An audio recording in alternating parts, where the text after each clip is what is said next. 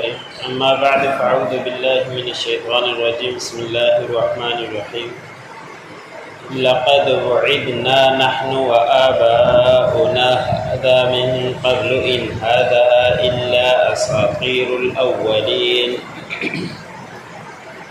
قل لمن الأرض ومن فيها إن كنتم تعلمون سيقولون لله قل أفلا تذكرون قل من رب السماوات السبع ورب العرش العظيم سيقولون لله قل أفلا تتقون قل من بيده ملكوت كل شيء وهو يجير ولا يجار عليه إن كنتم تعلمون سيقولون لله قل فأنى تسحرون بل أتيناهم بالحق وإنهم لكاذبون۔ سورۃ المؤمنون کا درس چل رہا ہے۔ اسی صورت کی آیت نمبر 83 سے لے کر 90 تک تلاوت کی گئی۔ گزشتہ آیتوں کے اندر تذکرہ گزرا کہ جب انبیاء اکرام لوگوں کو سمجھاتے کہ قیامت قائم ہونی ہے، وہاں چل کر حساب ہونا ہے، تو اس کے اوپر وہ اعتراضات کیا کرتے تھے کہ یہ کیسے ہو سکتا ہے کہ مرنے کے بعد دوبارہ ہم زندہ ہو جائیں۔ تو اسی کے متعلق گزشتہ آیتوں کے اللہ رب العزت نے بیان فرمایا کہ وہی اللہ ہے جو زندہ بھی کرتا ہے، موت بھی دیتا ہے، اور وہی سب کچھ اختیار رکھتا ہے۔ رات کے مختلف ہونے میں کبھی رات بڑی ہو جاتی ہے، دن چھوٹا ہو جاتا ہے۔ یہ تو اللہ رب العزت کے ہر چیز اختیار میں ہے، کیا تم عقل نہیں رکھتے، سمجھ نہیں رکھتے؟ پھر وہ کہتے کہ یہ تو پہلو کی قصے کہانیاں ہیں کہ جب ہم مٹی ہو جائیں گے، ہڈیاں ہو جائیں گے، تو پھر ہم دوبارہ کیسے اٹھائے جائیں گے؟ اس کا انکار کیا کرتے تھے۔ وہ پھر یہ بھی کہا کرتے تھے کہ ہم سے پہلے بھی یہ وعدہ کیے گئے تھے جو آئے تھے، اور انہوں نے یہی کہا تھا کہ دوبارہ مر کر زندہ ہونا ہے۔ ہم تو اس بات کو صرف قصے کہانیاں سمجھتے ہیں، اس لیے کہ ابھی تک نہ وہ وعدہ آیا ہے اور نہ ہی ہم میں سے جو مر گئے ہیں وہ زندہ ہوئے ہیں، تو یہ کیسے ہو سکتا ہے کہ ہم دوبارہ زندہ کیے جائیں اور دوبارہ اٹھائے جائیں؟ اس بات کا وہ سختی سے انکار کیا کرتے تھے۔ تو اللہ رب العزت نے فرمایا کہ اے نبی، ان سے کہہ دیجئے کہ اگر تم یہ بات نہیں مانتے تو اس بات کا جواب دے دیجئے کہ زمین کا مالک کون ہے، اور جو کچھ ان زمین کے اندر ہے یا اوپر ہے اس کا مالک کون ہے۔ اگر تم جانتے ہو، اس بارے میں تم علم رکھتے ہو، تو اس کا جواب تو دو کہ اس کا مالک کون ہے زمین کا۔ جب تم اس بات کا انکار کرتے ہو کہ دوبارہ زندہ کرنے کے اوپر قادر نہیں ہے، اللہ رب العزت نہیں پیدا کرے گا، تو زمین کا مالک کون ہے؟ تو اللہ رب العزت نے فرمایا کہ اور تو ان کے پاس کوئی جواب نہیں ہوگا، بس عنقریب یہ کہیں گے کہ اس کا مالک اللہ رب العزت ہی ہے۔ تو پھر کہہ دیجئے کہ نبی ان سے کہ پھر آپ لوگ نصیحت حاصل کیوں نہیں کرتے؟ تمہیں اس بارے میں علم بھی ہے کہ زمین کا مالک وہی، ہر چیز کا مالک وہی، تو اس کے لیے دوبارہ پیدا کرنا کون سا مشکل ہے؟ پھر ان سے کہہ دیجئے کہ نبی کے زمینوں کے ساتھ ساتھ آسمانوں کا، ساتوں آسمانوں کا اور عرش عظیم کا مالک کون ہے، اس کا سارے کا ملکیت کس کے پاس ہے؟ تو وہ عنقریب اللہ رب العزت نے فرمایا کہ یہی جواب دیں گے کہ اس کا مالک بھی اللہ ہی ہے۔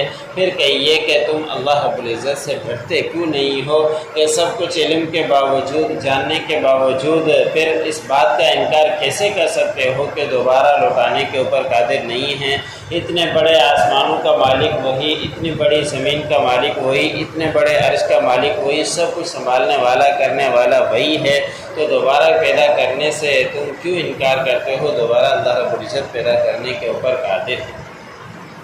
پھر اے نبی ان سے کہہ دیجئے کہ جو کچھ تمام ہر چیز کے ملکیت کس کے پاس ہے، اور وہی پناہ دینے والا ہے، اور اس کے مقابلے میں کوئی پناہ دینے والا نہیں۔ اگر تم جانتے ہو، علم رکھتے ہو، تو سب کچھ کرنے والا وہی ہے، تو پھر تم کہاں بھٹکے چلے جا رہے ہو؟ اے نبی پھر ان سے کہہ دیجئے کہ تمہیں کہاں سے تمہارے اوپر جادو کیا گیا ہے تو مرنے کے بعد کا تم انکار کرتے ہو؟